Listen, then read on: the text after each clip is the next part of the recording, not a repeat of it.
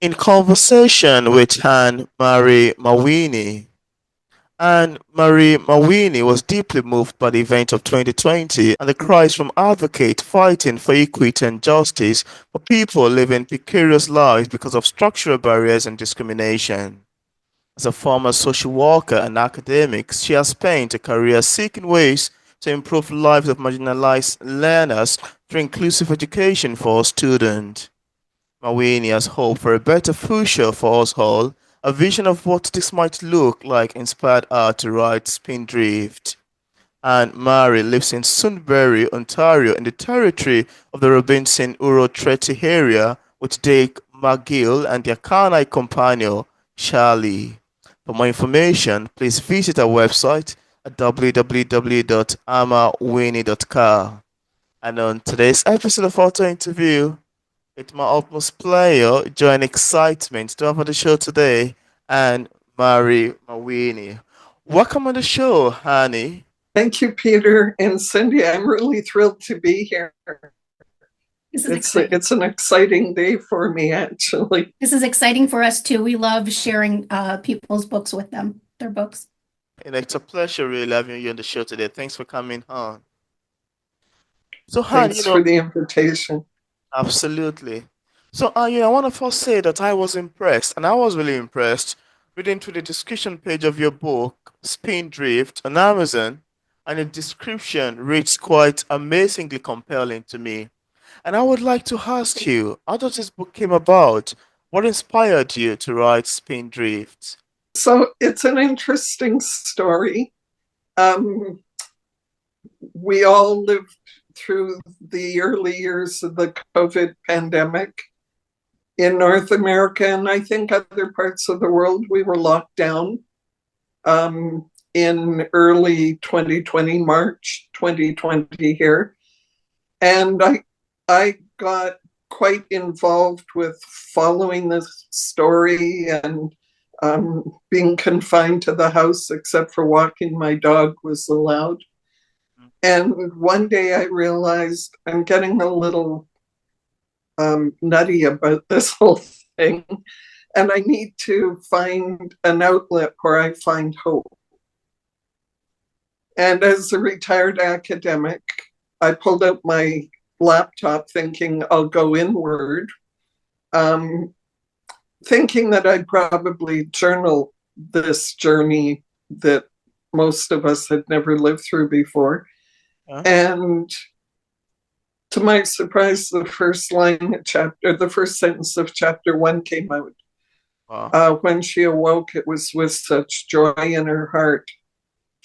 I hadn't written any creative writing since I was out of high school. And that's a very, very long time ago now. And I thought, okay, I don't know what this story is yet, but what am I going to put into it?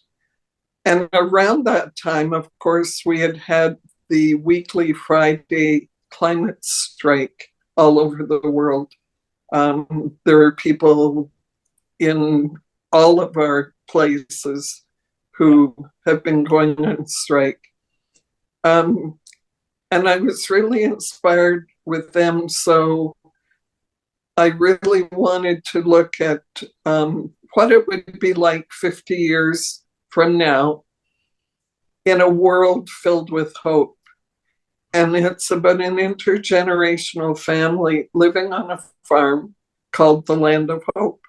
And it took a lot of thought because out of my background for inclusive education and a strong belief that in the future, I want a world where people are not marginalized or left in the fringes, that everybody comes together.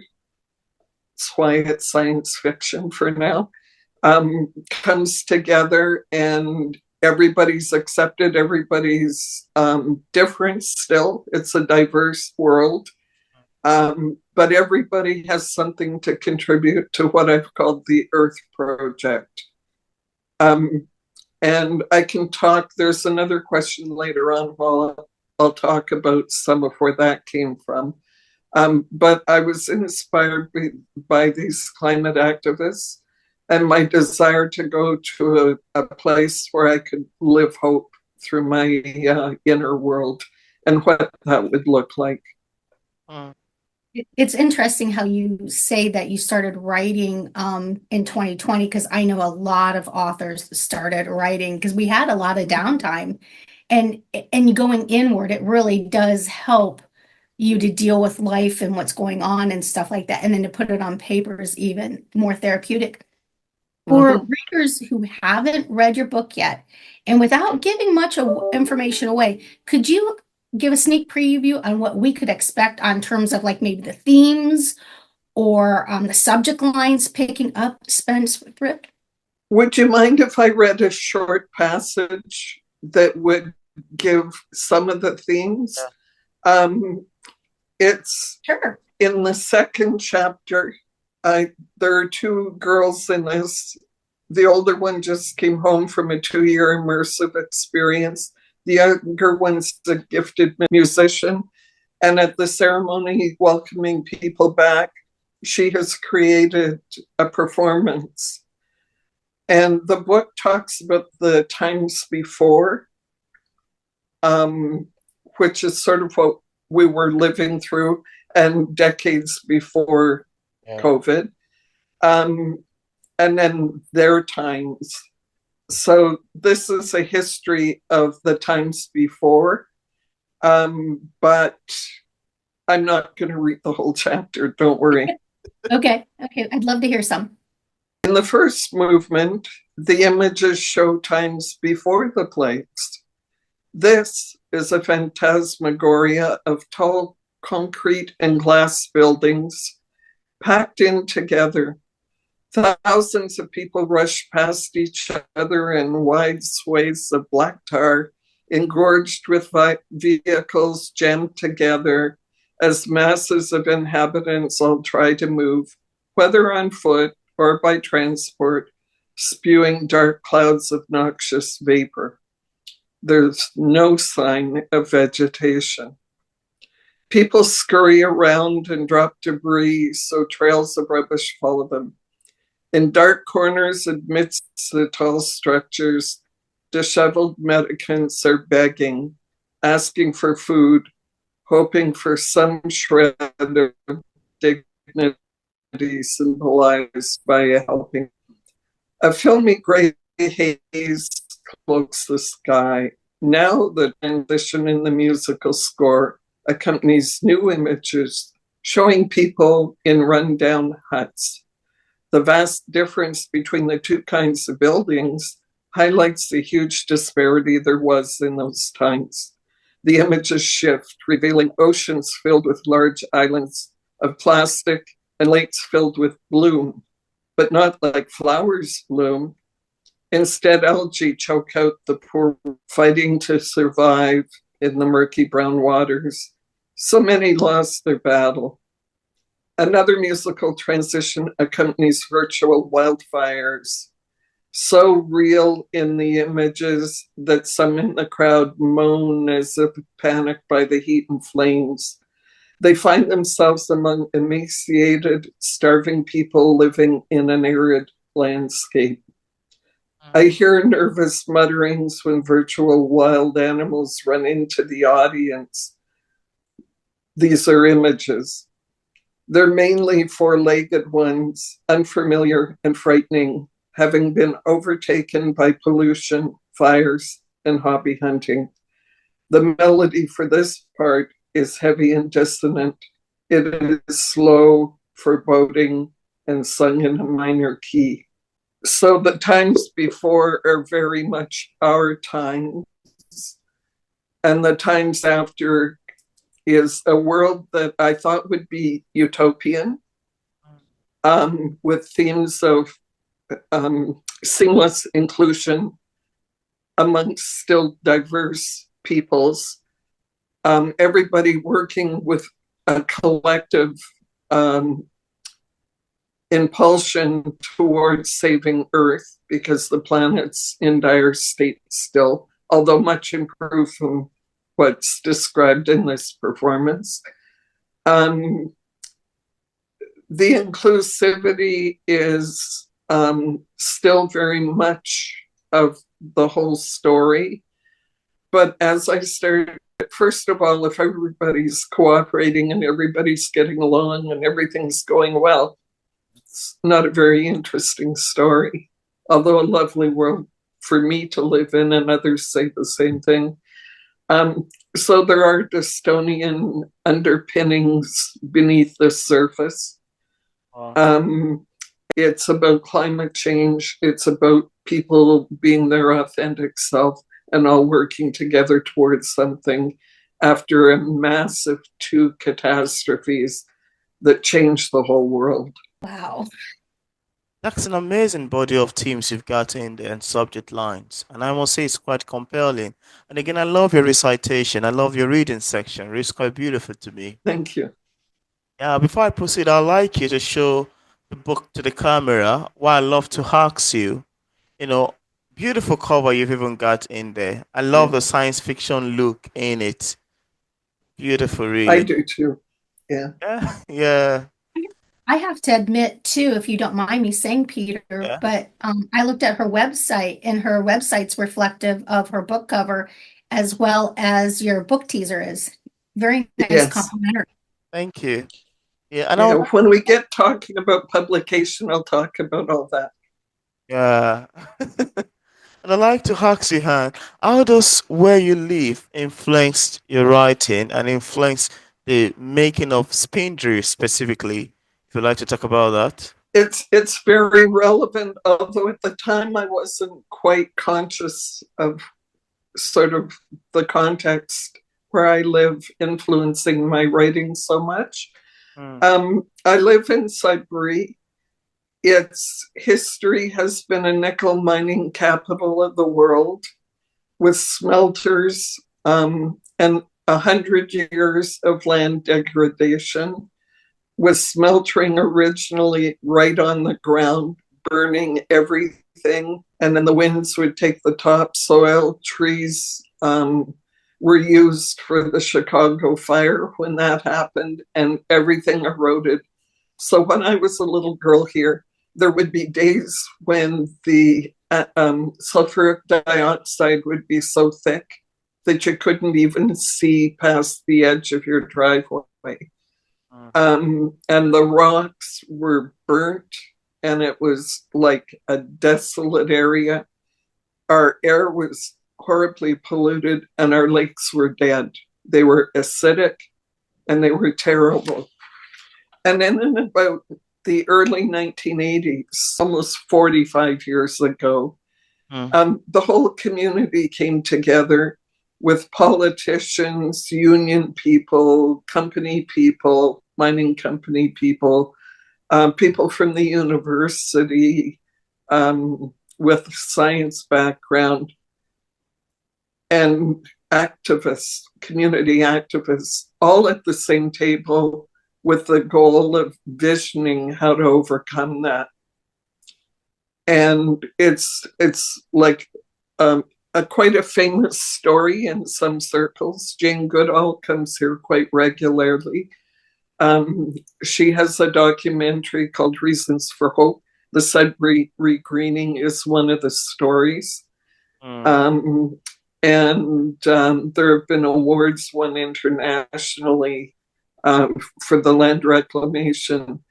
Our lakes are now filled with wildfowl who swim and reproduce, and fish and plants, going from no trees to lots of trees, still fragile. We still have a ways to go. So I positioned that 50 years in the future, and there's still a way to go. But I was very much informed with this history. And the originator in the story, who is deceased, and his wife, who is not, but it's the great granny, are the ones that represented my colleagues from the university who were engaged in this. And it was a whole community thing. They used school-age kids and people to spread basic line around to neutralize the acid. And surprisingly, they now call it "We Gave Mother Nature a Little Hand Up." And then the whole environment started to take over and is managing with still some support. That's impressive in what you have and what influenced you to write Spindrift. Moving forward, I wanted to discuss with you one of the things that might be interesting is me as a writer, I like to listen to readers' feedback. And you may want to agree with me that one of the things that makes literature to be complex in its entirety is the fact that it can be interpreted in so many different ways. By different readers based on their opinions. Some readers might get the message intended by you as the author. Some might even think it's hilarious when you didn't intend it to be that way. I would like to ask you, how do you feel when readers interpret your work differently than what you had intended when you wrote it? I find it fascinating. And it hasn't happened often, actually, but when I get that kind of feedback, I think I understand why that's what they got out of it. I think the story is layered, so you can follow the two teenagers with their character arcs, and it's a nice YA story. You can look at the world building and the themes about activist change that we could be working for and find a mission to work towards and be inspired. One person who I got to know in this writing journey wrote a fabulous Goodreads, and he got the whole story. Wow. He got who the antagonists were, and he's a Black man who said, "This is a world I'd like to live in." And that meant the world to me, because I spent a lot of time when I was writing it angsting about how can a white woman of a certain age write about inclusion and have it work. And, you know, he's one voice, but it's not an insignificant voice to say, "I like the world." So I had one very distant relative who read the book, or part of it maybe, who said I was trying to figure out who the people in the family were that you were writing about. It has nothing to do with my family. Wow. Although I spent my summers in an intergenerational family with some farmers and others. The characters are not my family at all. Mm-hmm. So I get a lot of enjoyment about hearing how people picked up certain themes, have certain critiques. When I hear something that's a little bit off base from what I intended, I haven't once thought, "Oh, you got that wrong." I got the idea that I can see why you That's get nice. that. Thanks for sharing. Yeah. Thanks for the question. You know, I think it's a very fun question to ask authors, actually, because that's one of the things that make book conversations to be quite interesting.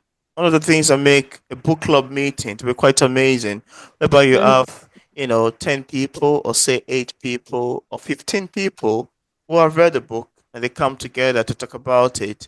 The opinion that the first person would give would differ slightly from what the second person would say, and will differ slightly from what the third reviewer would say. So on and on and on and on and on from one person to another, the review begin to differ slightly because we are interpreting. We readers love to interpret works based on our own personal opinion and how we can relate to the book and how we could even interpret it from our own sense, experience as an individual and things like that. I think it's a very fun thing, really.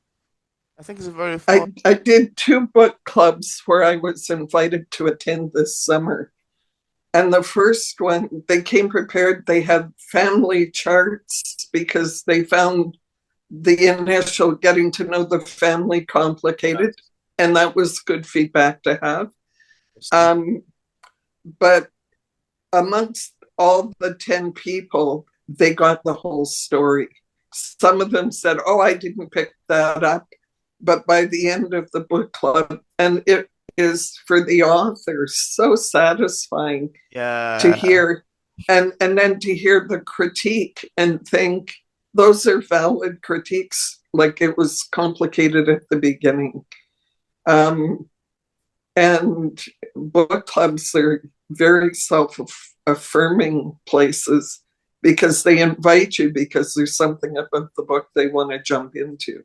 Yeah. And you as an author can grow from that and stuff like that. Yes. I actually don't mind constructive criticism. You know, I actually think you as an author grow so much more from it. Mm-hmm. Yeah, absolutely. Absolutely. I love that. I love hearing about that, really. And I think this is one of the things that really make all of these things to be quite beautiful and quite amazing.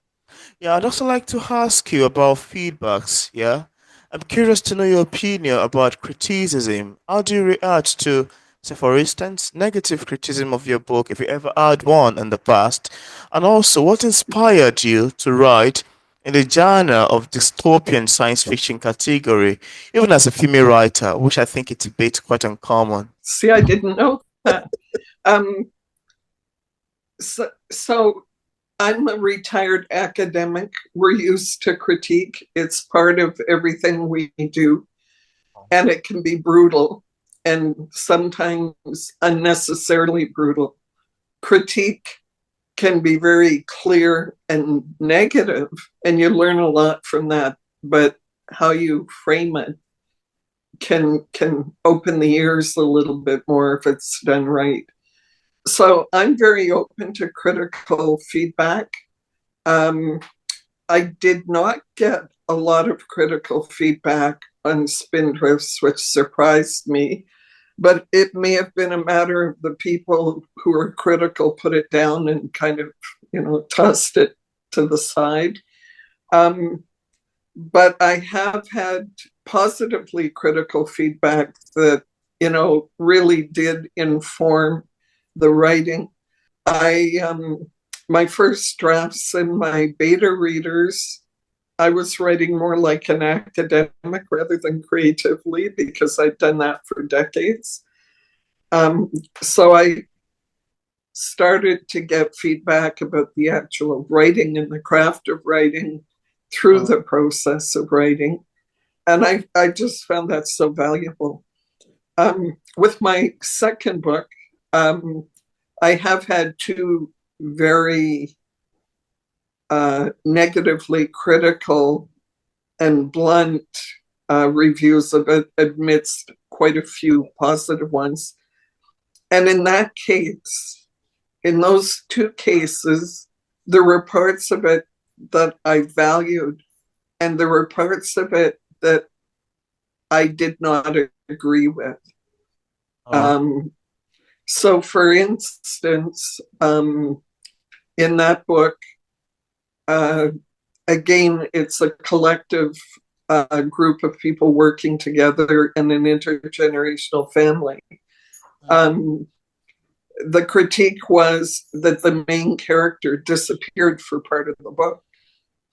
But when you're writing about a world where it's a collective world, my observation from experiences here in Canada, which I'm not generalizing to other places where I don't know, but collective work means you work together as equals, and it's not hierarchical with one main character and one protagonist, one antagonist, and then a bunch of secondary or tertiary characters.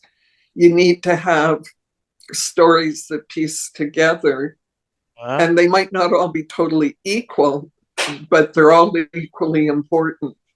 And so that means that who you might think is the main character disappears for a while other people are building things to bring it all together. And that critique person didn't understand what was going on. So I think other critiques and I can go, oh, yeah, I get that. I know the weaknesses that I see in the books I've written, two so far, with the third one being edited right now. I know that other people will see other things, and I'm open to that. But sometimes the criticism kind of lets us know they didn't really get the book. Yeah. The ultimate thing is your readers are engaged with your book, sharing the message that you're putting out there and things of that nature. And I know Peter's a writer and I write also, but I think what I love the most, and I find it so fascinating, is how, as a novelist, we could craft these long sentences and bring these words together in a way that makes a paragraph, carries a message, and that paragraph goes into pages and pages into chapters. And eventually you've got this completed, finished, fantastic novel. And like we've discussed, this is through the critiquing discussion that readers are subjective in their opinions. But this makes me really want to dive a little bit deeper. We've discussed your inspiration, but was there one set moment, one idea that drove you to pick these characters, to inspire you to name these characters, or to go this route with these characters, or an incident that spurred this idea? Yeah, it was the murder of the Black man in the States by the police officer holding him in a neck hold. Oh, wow. That was it for me. You know, I had to write about a world where that would never happen. That is the moment when I kind of lost my resilience and had to struggle to find it. So you poured yourself into your writing as a form of therapy, I would assume? Yeah, as a form of sorting that out in a way. Yes, in that music performance that I read from, there's reference to that without mentioning names. But to find a place where everybody's safe and able to be themselves, that's where I needed to be for a while. Interesting. And I like the fact that this actually, and I think this is one of the things that make literature to be quite interesting, and even part of gave us the reason why we need writers in the society, because sometimes our work might explore the themes of what is happening in our society and bring it to the face of the people to look at it and observe it. And, like more like we're asking for justice. You've seen someone who was brutally murdered in the wrong way, and you have to write based on it, or you've seen this, you have to write on it. I think this is one of the things that give us relevant actually as a writer in the society. Yeah. Yes, absolutely. I suspect that was the moment where my utopian world started to uncover some of the dystonian themes that you've asked me about. Because, of course, the aftermath, there were protests and counter protests, and that got ugly. And again, it was obviously racialized. It surprised me that people could not understand the reaction. And so I think I went through a dark period and things were popping up as a sub-theme in this story. And it does have dystonian aftermath. But because it was futuristic, I used science fiction and a little bit of fantasy to kind of make good things start happening again, partway, like towards the end of the book. It was a desperate attempt to make some sense of some things in our real world, for which I couldn't resolve realistically, I had to resort to science fiction and some fantasy at the end. That's interesting. Otherwise, it would have become a diatribe, you know? That's quite amazing. Cindy wanted to say something. No, it's a very heavy topic. Yeah. It genuinely is when you take the root cause of your inspiration came from such a deep, conflicting movement, you know, Yeah. and then you put pen to paper, and then as the author, you're putting pen to paper, or I should say, fingers to the keyboard. You are writing your heart and soul out in that manuscript for the whole world to see. And I mean, I've read Peter's stuff, and he writes poetry, and so I know his soul is out there, but it will be rather interesting to see how your words unfold on paper and the dynamics of what things unfold. Yeah. I reread it before the book clubs this summer, and it was published in 2021. So 3 years later, I'm reading it. And I thought, some of this I can't believe I wrote. The clunky parts I can believe I wrote. Some of it. I think a lot of writers said that. Yeah, I think authors feel this way after they publish a book and they pick it up 2 years after. 3 of like, really? Did I wrote that? That was quite impressive, really. You know? Yes, that's right. When you're more immersed into your writing, or you've had an incident that has propelled you to carry a particular message forward, it's easier for you to write. I mean, that's part of the reason why I've written my stories. But anyhow, thank you for sharing that. Yeah, and again, to add to that, I think it's very important. You know, from what she's saying now, she picked it up like it was published 2021, which is 3 years ago, and she picked it up and read it, and she was like, "This is quite impressive." It tells you that whenever we find inspiration as writers, or whenever we see something that is moving us to write a book at a particular time, it is good to concentrate and pour all of our emotion and pour all of our writing in that particular period in the book. Because sometimes if we tarry a bit, or we slow down a bit, or we make it, or we procrastinate, we might not be able to convey the message like we wanted to at the nature point of getting the inspiration. If you understand what I'm trying to say. I think I was writing 8 to 12 hours a day. My partner would kind of pull me in to eat. And my dog would get me walking. And then my mind would kind of wrestle with something, and then I'd come back, and I was quite immersed.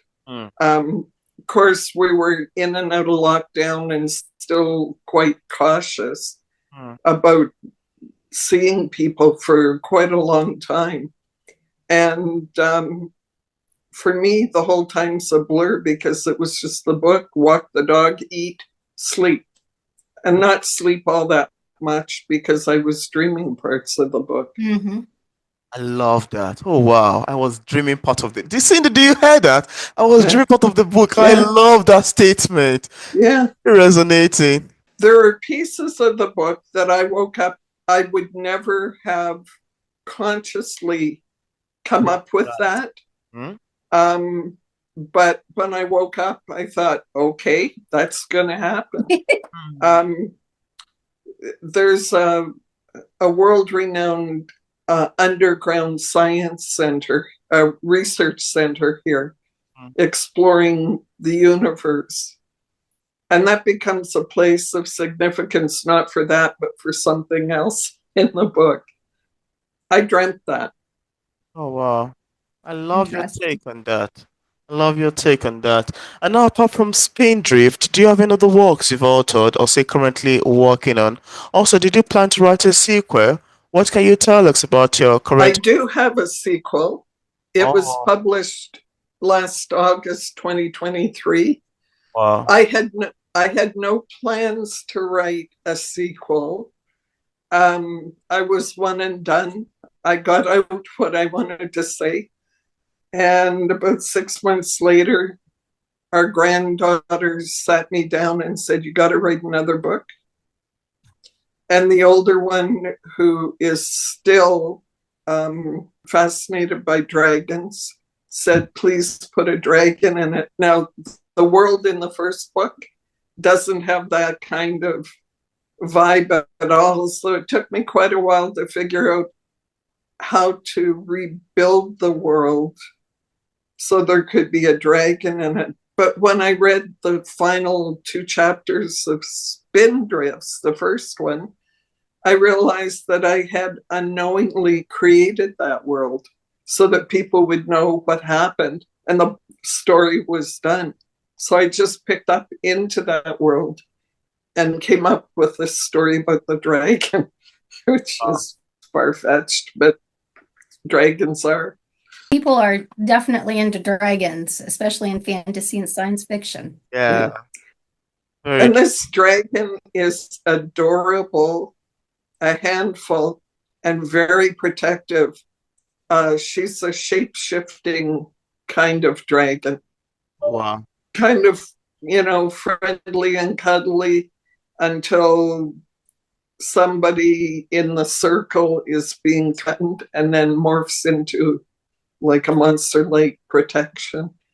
And I've got a third book, completely unrelated, that is mainly real world with one little piece of science fiction that allowed me to stop killing millions of people, or at least hundreds of thousands of people.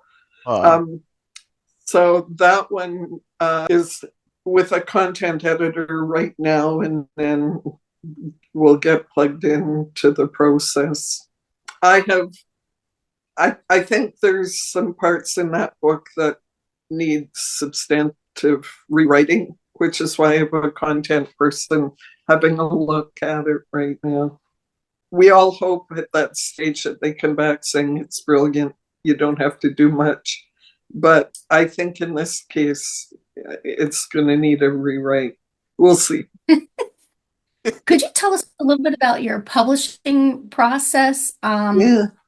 And are there any challenges you've encountered along the process for writing your books? And have you ever since you published this? Okay, so the first summer that I was writing, I learned about a college in Southern Ontario that does a week-long writers workshop that's well known, and people from the States came. It was virtual that year, so I didn't have to go someplace else in the midst of pandemic. And it was excellent. And there was one afternoon on publishing with a publisher and an agent. And their message was, it might take you 5 to 10 years to get an agent. It might take you another 5 to 10 years to get a publisher. And I thought, I'll be dead by then. I'm not at the beginning of a career. I'm sort of at the tag end of it. So that evening, I Googled how to get your book published, and up popped an invitation to download a how-to. And I didn't pay much attention to where it came from. Wow. But it came from Friesen Press, which is on our West Coast. And what they do is they do packages where you contract services. So that those beautiful covers, I paid somebody that they picked knowing what the story was, and to talk to me with, to do the design work, editors, proofreaders. I was very naive about, like, you write a book and then it gets published and then you write the next book. Well, I got quite a number of hours on promotions and marketing because I'm self-published. So that's on me. and it takes up a lot of time. And you have good days and you have frustrating weeks, as a self-published author. So I would have to say that the marketing and promotions part is my biggest challenge since publishing, because so much of it is just a fluke. There's somebody who I follow on one of the social media platforms who made a comment one day that she had a great big book launch and only sold 2 books. It went viral. She's not from Canada, she's from overseas. It made the national news over there. And her reviews went up from a few to many. And she said, I have no explanation for any of this. All I said was I only sold 2 books, and it just went crazy. So some of it is just, a fluke, really. You get the attention of somebody and then it goes viral. Yeah. You don't sell much books through the social media platforms, but you get other people talking about the books, and I'm part of a really good supportive writing community. Yeah. Where very few of us have actually met face to face. And this is my first outside of Canada interview. Oh, wow. So, I'm really happy to be extending the view. I have had books sold in other countries and quite a few in the States. And you never really find out what makes people go from finding a book and buying it. It would be helpful to know that process in terms of marketing. Yeah. That was amazing, really. And I can really relate with what you said about the importance of writing community. Quite very impressive, yeah. And then before we wrap up for today, is there anything that you'd love to share with the viewers about your books that we did not mention in this interview, or you'd love the viewers to know? Is there anything? I can't think of anything except that they can find the books at almost any online bookstore by inputting my name. And also on my website, there are links to some bookstores, but mainly North American and European. But people who can order online or do e-readers. Spindrift is also an audio book. They can just Google my name and find a place near them where they can get it, where they can order it. That's impressive. Thank you. Is there one thing that you could share with a struggling author about publishing a book that you would like to share? There's, for people that want to go the traditional route, it's a matter of being patient and persistent. And for people who go the independent route, all authors need to know that they're into the marketing and promotions. But like any self-published or traditionally published.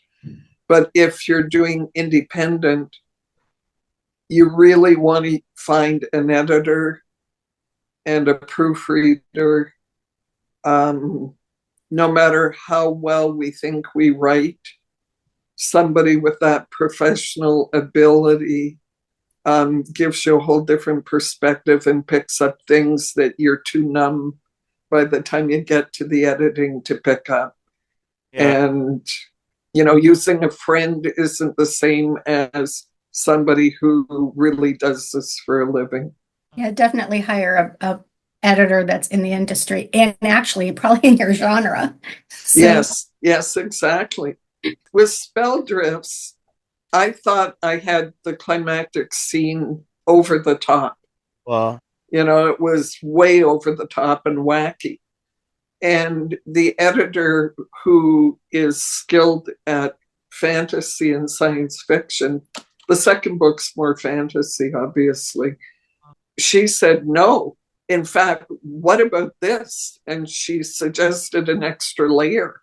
So I put it in, and she was spot on with that. I would never have thought of doing that, but she found an inconsistency with some of the themes in that book. Wow. And fixed it. That's why you want an editor, even if you're self-publishing. Yeah, an extra set of eyes on something. Yeah. I thank you for being here with us. Yeah. Oh, I've really enjoyed this. The questions are really good. I tend to be on the introvert side, but I feel like I've talked your ears off. And I've really enjoyed it. Succeeded, really. We welcome conversation here. And I left a link in the discussion part of this interview where interested viewers can get a copy of A-M Mawhiney's books directly on Amazon and Barnes & Nobles, on our website, and also another platform. I also left links to our social media pages for possible followings. So thank you so much, Han, for accepting the invitation to be featured on P English Literature. I must say it's very awesome, quite great having this conversation with you. Thank you so much for coming on. Thank you for the opportunity. I've really enjoyed speaking with both of you today. We've enjoyed it too. Thank you, Ian.